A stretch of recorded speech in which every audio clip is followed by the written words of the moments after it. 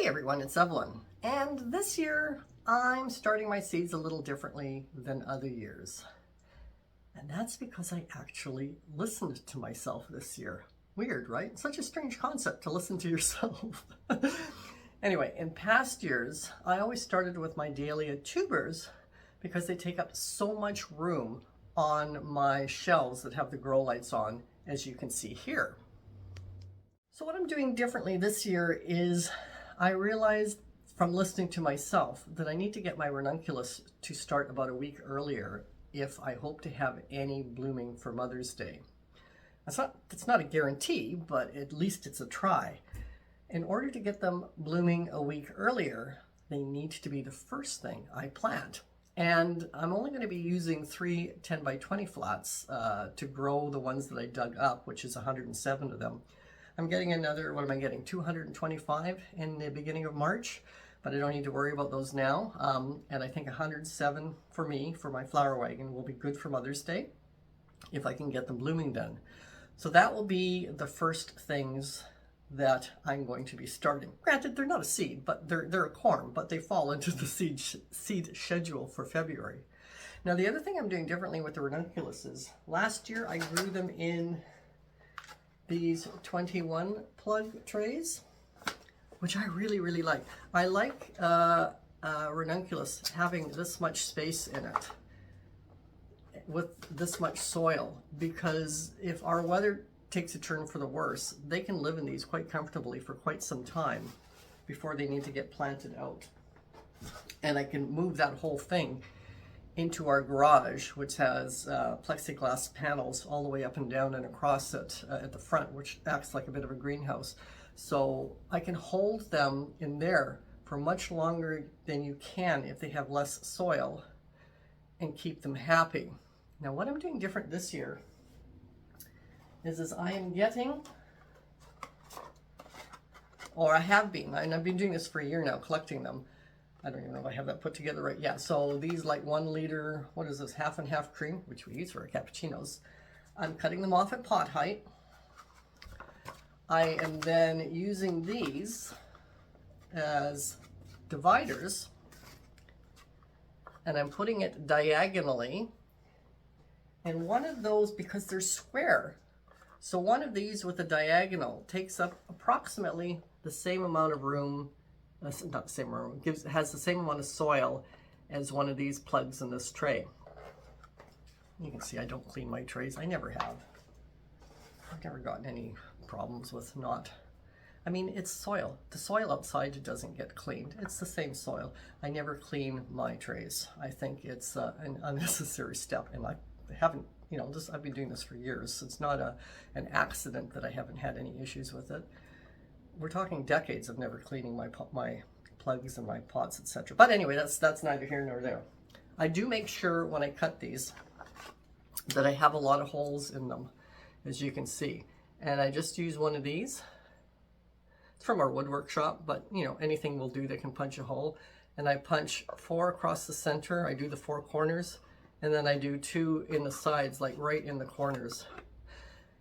And I've used these before, not for ranunculus, and things really love growing in them. I don't know why. I have really good success growing in these kind of containers, much more so than in a plastic pot.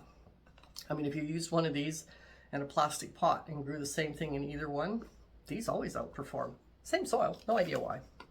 Little fact. Okay, so I grow them in there, and because they're flat-sided, they take up a whole lot less room. And as you can see by this photo here, I can get, 18 in one 10 by 20 tray, but with the diagonal, that means I can get 36 ranunculus in it and not 21 as per the plug tray.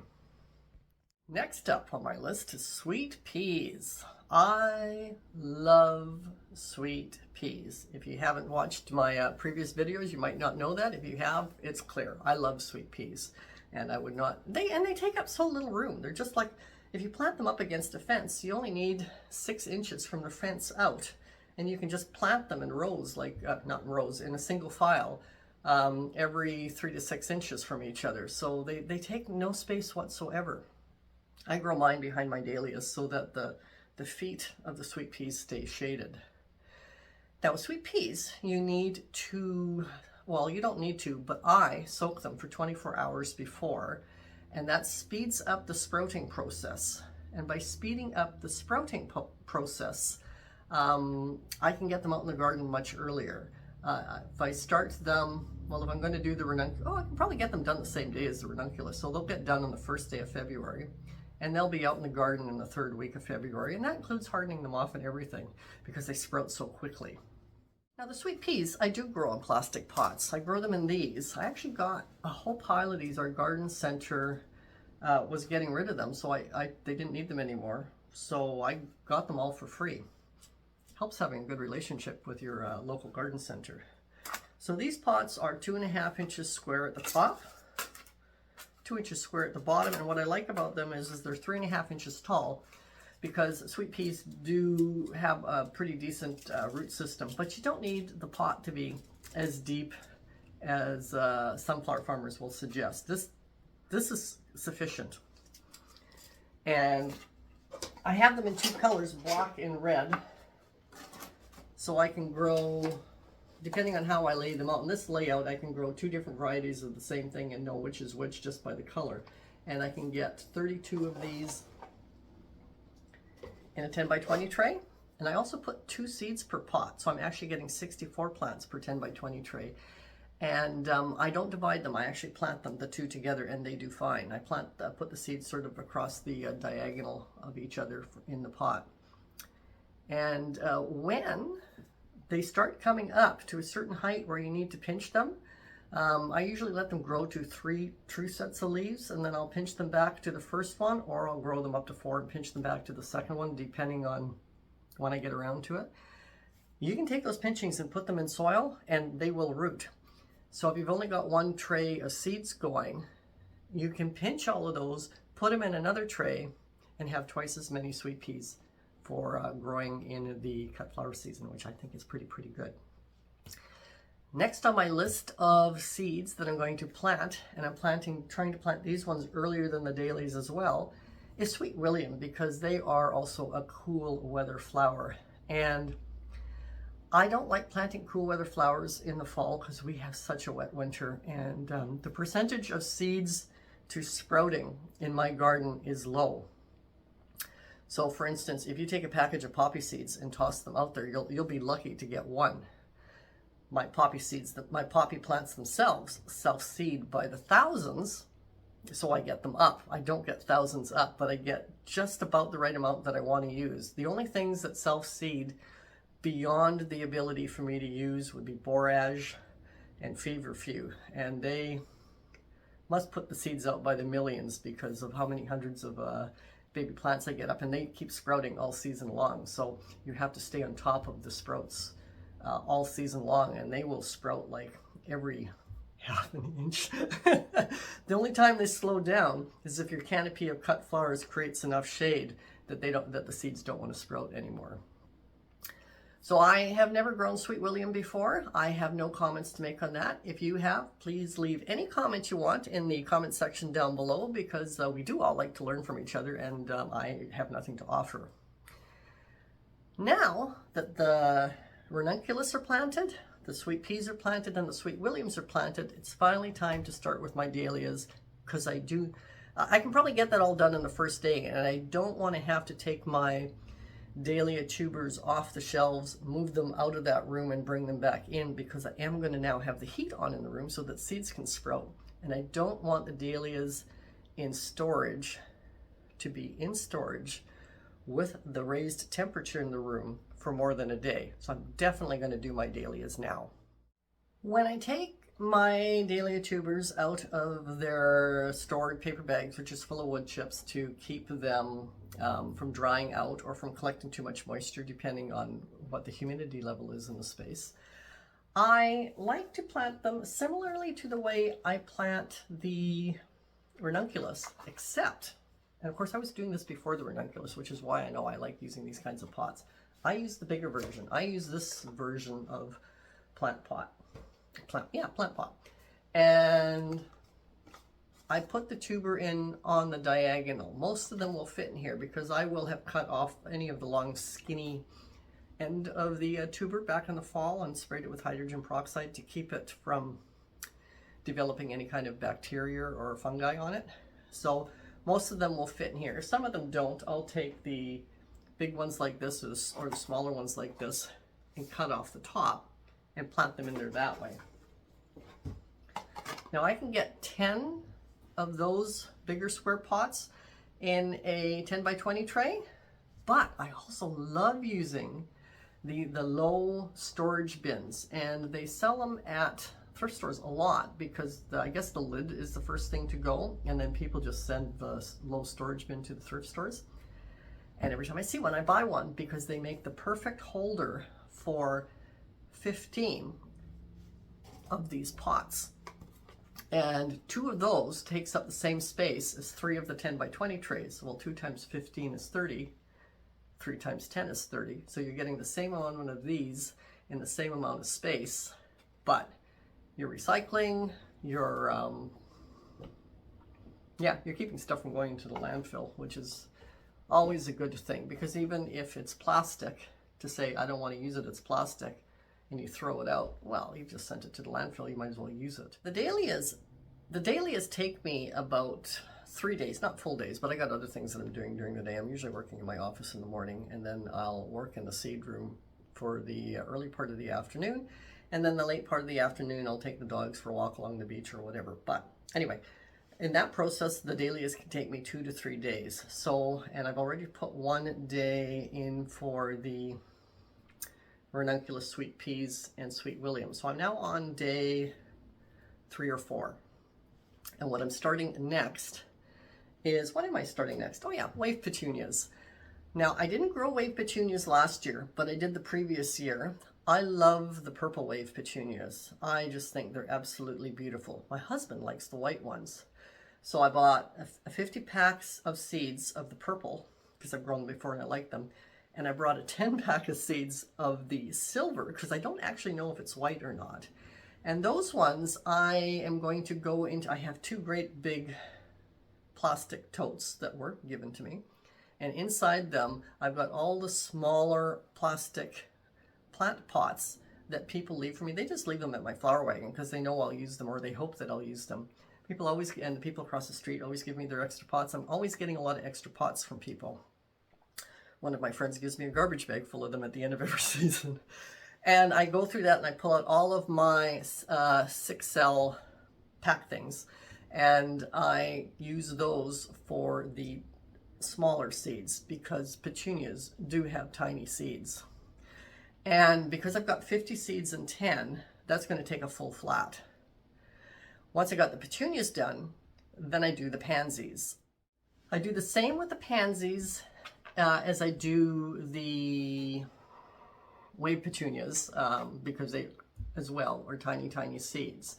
Now, what I forgot to mention though is like if I'm doing 1 tray of 50 purple wave petunias and there's only 10 of the silver petunias, how do I tell them difference? Well, I use pipe cleaners to, I hate writing out labels because it's like a one and done when you write out a label. I'd rather just color code everything and then just have like a bulletin board where I note what each color references. And that's what I do. It saves a lot of time, it saves a lot of waste, and that's how I do it. Now, after I've done at least according to my list of the order that I'm doing it, after I've done the Frizzle Sizzle pansies, which I also have not grown before, and I'm really looking forward to because they have the longer stems. Everybody loves pansies, but the Frizzle Sizzles have longer stems that you can use in bouquets. Has anyone tried that before? I have not. This is another one that's new for me this year. So if you've grown them before, let me know what you think. And if you've used them in bouquets, let me know what you think about that as well. The next thing is also something I've never grown before, and it's this coleus. Now, the coleus I also bought just a small pack because I don't know if I'm going to like it or not. And this is where my seed schedule notes come in really, really handy, and I'll show you why. So this is all done in order of how I'm going to plant. So this first page shows you my ranunculus, and it says that I'm going to use three 10 by 20 trays for the ranunculus on it. Page 2 tells me my sweet peas, and these squares are the type of pots that I'm using and how many I get in a 10 by 20 tray. And you can see I'm going to do 2 of the 10 by 20 trays there. So you can see here for the ranunculus, I've got the little 1 liter milk containers cut off, drawn to scale with a diagonal line in them. And that's because if somewhere in one of these it switches to a different color, I can mark it on here as what color code goes to which change of color, because that is going to happen. And I probably won't mark it on here. I'll have them marked with the pipe cleaners in here and then just make notes lower down here. I've got my notes down below. These are my 2022 notes. These are my 2023 notes, and this is where my 2024 notes go. So all my notes from each year are handy. So for instance, 2022, I soaked my ranuncs for 4 hours. Last year I soaked them for 5. 2022, I changed the water every hour. Last year I only changed the water twice in those 5 hours. 2022, I planted them out on day 13. Last year I planted them out much later because we had snow before that, and so forth. So I can check back on my notes because clearly the weather is different every year, so you can see how the weather can affect. And if there's any adjustments you want to make, such as I never get them blooming for Mother's Day, but I know according to these notes how many days later than Mother's Day they actually were blooming enough for me to use, so that I can know to try and push them to plant them a little earlier. So anyway, then we got to past the sweet peas, doing a full tray of small cells of Sweet William. No notes on that because I've never grown it before. Then I've got my notes on my dahlias with the 10 per 10 by 20 tray. And that's why I know it says 3 days to pot up the dahlias last year. It also tells me that I use 2 garbage cans of soil because I make my own soil. That's good to know that I need at least 2 garbage cans of soil for the dahlias, so I'll need a 3rd can for everything else. And it tells me when I harden them off and that I spent ½ an hour watering everything in the seed room per day. Also noted down last fall the time, hours, etc. it took me to dig them up so that I can start tracking the labor costs of the dahlias. The petunias, again, a full tray, and there'll be 2 color codes on there for the silver and the purple. Frizzle Sizzle Pansy, it's another full tray of the small 6-pack cells. But this is where we get to coleus. I only have 10 seeds. So in a 10 by 20 tray, that's the space it takes. So this is where you can go, okay, what else am I going to plant in this 10 by 20 tray? Well, I am going to grow almost the rest of the spaces with lettuce, because I always plant lettuce. I love lettuce. I'll never have a garden without lettuce. Fresh picked lettuce, nothing better. Now last year I did a full flat, but last year I grew 4 types of lettuce, and one of them I'm not going to grow again this year, and that's the red salad bowl. It's an oak leaf lettuce, and I don't find oak leaf lettuces prolific enough for the amount of salad that we eat. They don't give enough per plant for the limited space I have in my gardens. So I'm going to drop that one. I'm not going to replace it with another one because I really, really like the other 3 that I grew, one of which is Drunken Lady, which is a leaf lettuce, which is a little bit of red in it. That was new for me last year. I just bought it because I liked the name. Turns out I love that leaf lettuce. I'm also going to grow Coastal Star romaine lettuce. It does really, really well in our climate. You can tell by the name, Coastal Star. And I really, really liked that romaine. And the other one is Butter Crunch, which is a butter lettuce. And that out of the 3 is the least of those 3 that I like. But it is also very, very prolific in the head of leaves that it produces. So I'm definitely going to grow that. So I know that I've used all but one space for one 6-pack of plastic cells. So what am I going to put in that? I'm going to put in my Health Kit tomatoes. And I'm going to put 2 seeds per pot. So that'll give me 12 plants, which I don't want. I want no more than 6.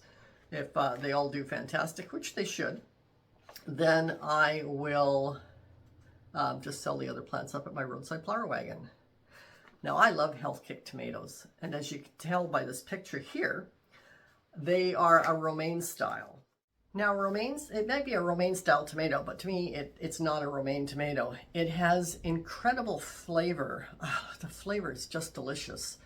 And it's really prolific. That is like a romaine tomato. It's very, very prolific. So when they're producing tomatoes, you can get, well, I get an average of 3 tomatoes per plant. So if I'm growing 6, that's 18 tomatoes a plant. There's just my husband and I. We don't need 18 tomatoes a day. So we freeze most of them for tomato soup in the winter, which we love. We love tomato soup in the winter. Now, the other thing about the health kick tomato that I really love is I love tomato slices on sandwiches, but I hate moist tomatoes because they just make everything soggy and they drip everywhere and they're just a mess. So I like a tomato that doesn't have a lot of liquid in it, which is also what makes it a bit like a romaine. It's more of a meaty type tomato, but the flavors and the prolificity of it is just fantastic. So yeah, I just love the health kick. And they're hard to come by. I can't find them in most garden centers, and there's only one seed company in Canada that I can find the seeds at, and that's T&T, in case you live in Canada and want to try it out. Now we're going to go back to a full 10 by 20 flat of seeds, and that's going to be for Snapdragons. And it's going to have, I'm going to grow 3 different kinds of Snapdragons this year. Orleans Early Lemon is one that I did last year that I did like. The other ones I grew last year I did not. I'm going to try Costa Silver, and I'm going to try Legend Light Pink. If you've grown either of those 2, again, let me know in the comments what you think of those 2. And how early did they bloom for you? Because they apparently are some of the earliest blooming Snapdragons, which is what I'm looking for. After the Snapdragons, can't have my cut flower garden without my favorite black button bachelor buttons. That's going to be a full tray too, even though it's only one color. I just love how they look in bouquets. Next up, and on a completely different note, I just wanted to let you know that now that we're into February, which by the way is why I'm wearing red, because it's the month of red, month of love. And because of that, I am adding in a new digital photo to my Etsy page, and it's called Love in the Sun. And it's one that I now have up on the wall. It replaced a green one that I had up there before. And I don't know if you can see it, but it's right there. I've got it on my wall in black and white, but it is actually a color photo here.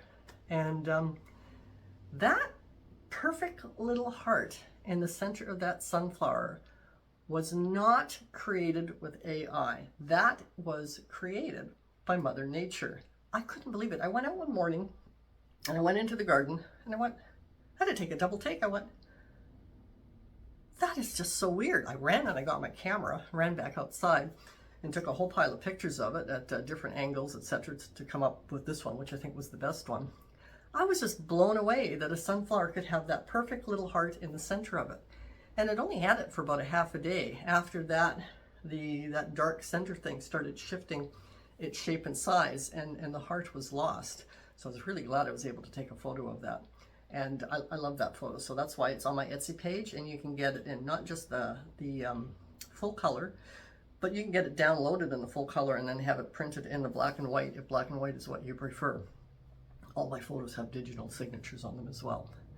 So just wanted to let you know that. The link to my Etsy page is down below, but also I'm going to put a link up of, because I talked about my ranunculus, but I didn't tell you exactly how I get it going. If you want more detail about how I get a ranunculus plant or all the plants started, watch this video up here, which tells you how I start my ranunculus. And if you want to know more about how I actually get my Dahlia tubers started, watch this video down here. Bye.